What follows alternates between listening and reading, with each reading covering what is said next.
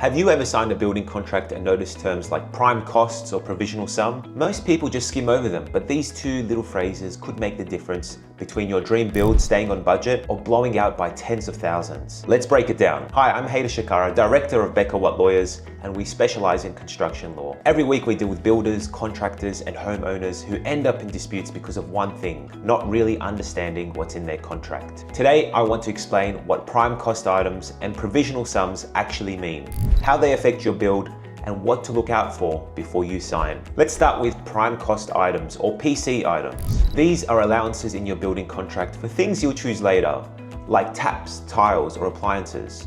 For example, your builder might put in a $1,000 prime cost allowance for your oven, but when you go shopping, you fall in love with a $3,000 oven. It's got all those extra features. Guess what? That extra $2,000 is on you.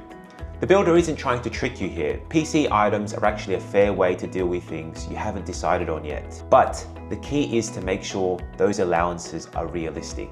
If the PC allowance is too low, it's basically a ticking time bomb for your budget to blow out of control. Now, let's talk about provisional sums. This one's a bit trickier.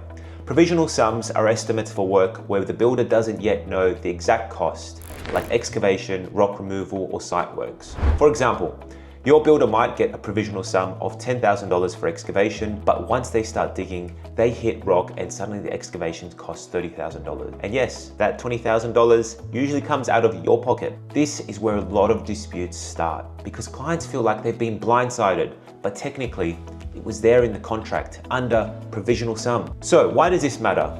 Because both prime cost items and provisional sums can seriously affect the final cost of your build. I've seen clients sign contracts thinking their $400,000 build was locked in, only to end up paying $470,000 once all the PCs and provisional sums were finalized. That's not just stressful, it can literally make or break your financing. Here's some practical guidance. Always check the schedule of PC items and provisional sums in your contract. Compare the allowances to what you actually want. If you're a top of the range type of person, don't accept bargain basement allowances.